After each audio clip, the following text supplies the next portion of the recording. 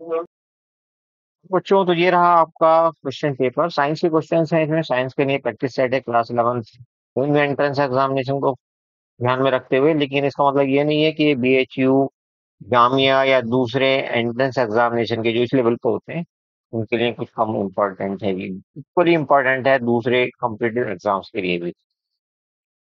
कि तो पहला सवाल कहता है, which are the following reactions can also be termed a thermal decomposition reaction. तो आप ये समझ लो, थर्मल का मतलब हो गया हीट से, डिकम्पोजिशन मतलब टूटने वाला।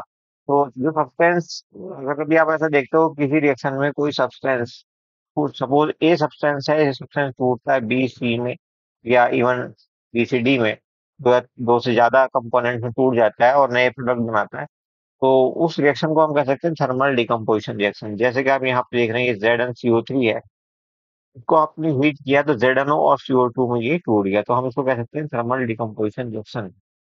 कौन सा एग्जाम्पल हुआ इनमें से? डिकम्पोजिशन रिएक्शन ही इसका एक एग्जाम्पल हो सकता है। ठीक, क्योंकि कई तरह के डिकम्पोजिशन हो सकते हैं, उनमें से एक थर्मल डिकम्पोजिशन होते हैं। सेकेंड क्वेश्चन देखिए, which salt is neutral salt. तो न्यूट्रल सॉल्ट में आप देखेंगे न्यूट्रल सॉल्ट कैसे बनता है। न्यूट्रल सॉल्ट बनता है दो ढंग से, या तो स्ट्रॉन्ग एसिड स्ट्रॉन्ग बेस के साथ रिएक्शन कर जाए तब न्यूट्रल सॉल्ट बनता है। जैसे कि आप देखते हो, अगर आप HCl की रिएक्शन करा दो इसके साथ, HCl की रिएक्शन आप करा दो NaOH के साथ, NaOH, वो ये क्या है, ये स्ट्रॉन्ग एसिड है और ये क्या है, स्ट्रॉन्ग बेस है।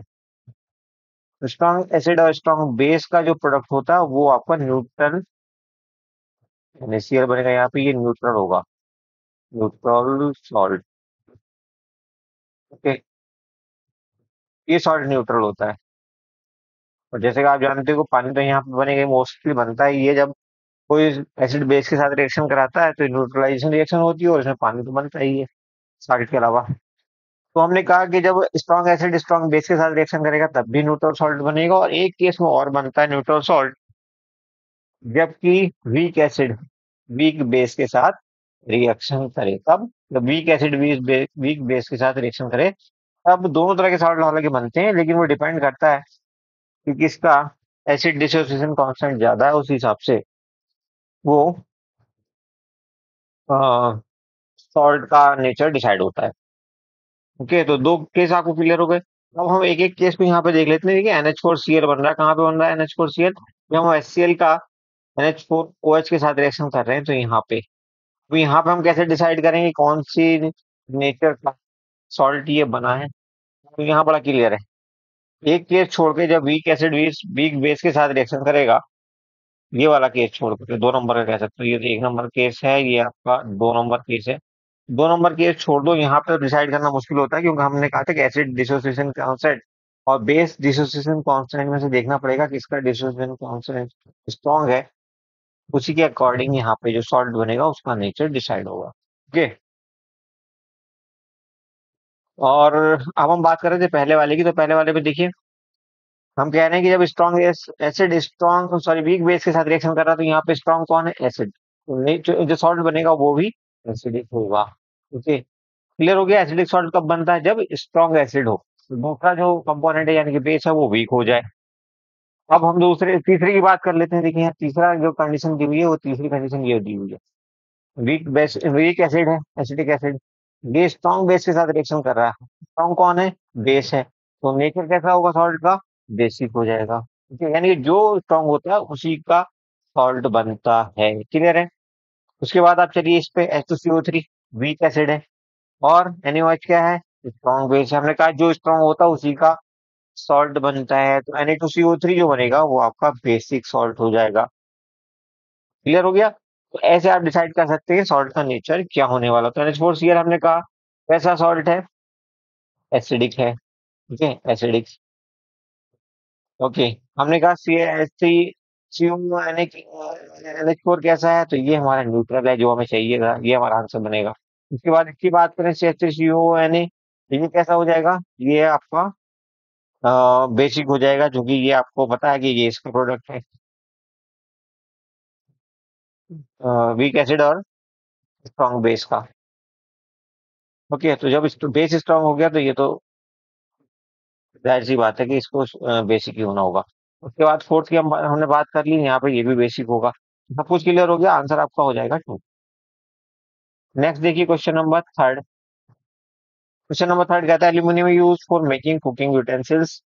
कुकिंग यूटेंसिल्स खाने के बर्तन बनाने में एल्यूमिनियम का इस्तेमाल होता है। Which are the following properties of aluminium are responsible for the same. इनमें से कौन सी प्रॉपर्टी एल्यूमिनियम की इसके लिए रेस्पॉन्सिबल है? तो हम खाना बनाते हैं एल्यूमिनियम के बर्तन में, उसकी किन क्वालिटी की वजह से? तो देखो, गुड थर्मल कंडक्टिविटी है उसमें, ये हमें चाहिए होती है, क्योंकि हीट कंडक्टिविटी नहीं होगी तो बर्तन गर्म नहीं होगा, खाना क्या बनेगा कैसे? इलेक्ट्रिकल कंडक्टिविटी से हमारा यहाँ कोई लेना देना है नहीं। डक्टिलिटी से यहाँ पे मेटल की क्वालिटी होती है, लेकिन यहाँ पे इसका कोई यूज है नहीं। हाई मेल्टिंग पॉइंट का यूज है डेफिनेटली, क्योंकि अगर मेल्टिंग पॉइंट इसका कम हो जाएगा तो हम खाना बनाएंगे तो वो तो मेल्ट कर जाएगा एल्यूमिनियम, खाना बनेगा कैसे? पिघल जाएगा वो तो, पिघलाना नहीं। ठीक है, तो 1 और 4 हमारे आंसर होंगे, और फोर्थ ऑप्शन आपका करेक्ट हो जाएगा। नेक्स्ट देखिए क्वेश्चन नंबर 4 क्या कहता है, electronic configuration of an element is found to be 2 and 4। तो भाई ये हो जाएगा आपका 2 and 4, मतलब कार्बन की बात कर रहा है। How many bonds can one carbon atom form in A compound? जाहिर सी बात है, अगर इस इलेक्ट्रॉनिक कॉन्फ़िगरेशन को आप देखो, ये हो जाएगा 1s2। इसमें दोनों इलेक्ट्रॉन फिल हो जाएंगे। ओके, उसके बाद ये हो जाएगा आपका 2s2, और उसके बाद दूसरी शहर में दूसरा ऑर्बिट क्या होगा? ये 2p। ओके, तो 2p में कितने इलेक्ट्रॉन रहेंगे? सिर्फ दो, क्योंकि पहली शहर में दो थे, दूसरी शहर में चार थे, जिनमें से दो ये आ गए और दो ये आ गए। तो हमारे पास यहाँ पे दो इलेक्ट्रॉन, चलो भर लो आप, कोई दिक्कत नहीं है। यहाँ पे आप भरोगे, एक ऐसे भरा आपने, एक ऐसे सपोज भर लिया आपने, तो आपके पास दो इलेक्ट्रॉन तो यहाँ पे आ सकते हैं इस वाले में। ओके, एक यहाँ पे और आ सकता है, एक यहाँ पे और आ सकता है। तो ऐसे करके चार इलेक्ट्रॉन ये ले सकता है, एडजस्ट कर सकता है अपनी पी शेल को कंप्लीट करने के लिए। इसका मतलब ये मैक्सिमम चार बॉन्ड बना सकता है, इसके बाद ये बॉन्ड नहीं बनाएगा कार्बन। ठीक है, तो ऑप्शन थर्ड आपका करेक्ट हो जाएगा। नेक्स्ट देखिए, which of the following is the correct order of the atomic radii of atom elements oxygen, fluorine and nitrogen. तो हम जानते हैं कि एटॉमिक रेडाई जो है वो घटती है जब हम लेफ्ट टू राइट जाते हैं, फिर ठीक है, बाएं से दाएं जाएंगे तो ये साइज घटता है। और इसका ऑर्डर क्या हो जाएगा भाई? सबसे छोटा तो यहाँ पे फिर फ्लोरीन ही हो जाएगा, फिर ऑक्सीजन हो जाएगा, फिर आपका नाइट्रोजन हो जाएगा।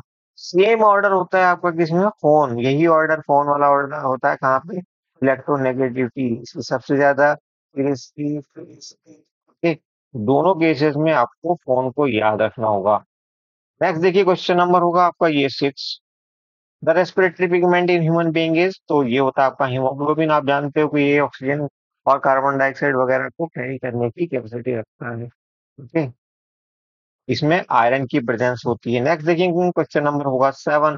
Female suffering from an irregular menstrual cycle, the doctor prescribed her some hormonal tablets. किसी औरत को मासिक धर्म संबंधी दिक्कत है, इरेगुलर हो गया उसका मासिक धर्म, डॉक्टर ने उसको प्रेस्क्राइब किया, यानी कि लिखा कुछ हार्मोनल टेबलेट्स लिखी। Which option shows the hormone, इनमें से कौन सा ऑप्शन शो करता है जिस हार्मोन की कमी है उस लेडी के अंदर, यानी किस हार्मोन की टेबलेट डॉक्टर ने लिखी होगी उनमें से? तो ये होगा आपका एस्ट्रोजन एक तरह का, और इसको हम ऑस्ट्रोजन भी कह सकते हैं। टेस्टोस्टेरोन नहीं हो सकता, क्योंकि ये तो आपको पता है मेल हार्मोन होता है। और एड्रेलिन, इसका कोई लिंक होता नहीं है इस चीज से। थायरॉक्सिन थायराइड से निकलने वाला हार्मोन है, इसका भी कोई रोल इसमें होता नहीं है। अब आप देखिए question number 8।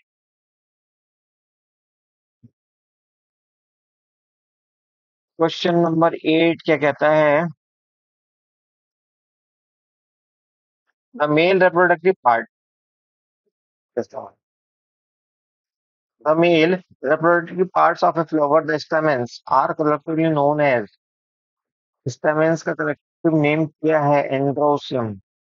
Option 1 is correct. Ninth number देखिए, in peas a pure TT is crossed with a pure short plant. भाई ये था आपका टीटी सपोज। ओके, पहली पेड़ की बात हो रही है ये, और ये इसके साथ क्रॉस हो गया। ओके, तो यहाँ पे जो अगली पीढ़ी बनी है उसमें सारे के सारे जो होंगे वो कैसे होंगे बेटा? टॉल होंगे यहाँ पे सबके सब। इनका जो फिनोटाइप होगा वो टॉल होगा और genotype capital T small T होगा। आपने ये F1 की बात हो गई, क्या है ये F1? तो दूसरी पीढ़ी में जब हम पहुंचे तो हमने लिया ये और इसी को क्रॉस कराया, फिर ये सेल्फ पोलिनेशन करा दिया। और यहाँ पे जो अब वो बनने वाले हैं नए प्लांट्स, उनका क्या हो जाएगा भाई? उनका रेशियो कुछ इस ढंग से हो जाएगा। ये बनेंगे आपके दो तो कैपिटल टी कैपिटल टी वाले बन जाएंगे ये। और जी एक और बना लो, पता एक ये बनेगा देखो ऐसे, एक ये बनेगा ऐसे, और एक बनेगा आपका ये ऐसे। अभी इसने पूछा क्या हमसे, the ratio of pure tall plant कौन सा होगा, ये वाला। इसका रेशियो टू प्योर शॉर्ट कौन सा होगा, ये वाला। ये F2 की बात हो रही है। इन दोनों का रेशियो क्या है, एक वो बनेगा तो एक ही वो बनेगा, यानी कि 1:1 होगा, और ऑप्शन कौन सा करेक्ट हो जाएगा, थर्ड। बहुत अच्छा बारीक सा सवाल था, लेकिन काफी आसान था अगर आप रियलिटी सच से समझते हैं तो। Focal length of a plane mirror is, तो ये होती है बेटा इनफाइनाइट। नेक्स्ट देखिए 11th क्वेश्चन में, जो the following can make a parallel beam of light from A point source incident on it. भाई इसका आंसर आपको क्या होने वाला है, पहला वाला concave mirror as well as convex lens. Now move on to question number 12। देखते हैं क्वेश्चन नंबर 12 क्या कहता है। क्वेश्चन नंबर 12 ये तो होगा। Okay, which are the following phenomena of light. I hope हमने इसको ही हटा देना चाहिए, काफी हद तक इसमें हुआ है इस चीज को। ओके,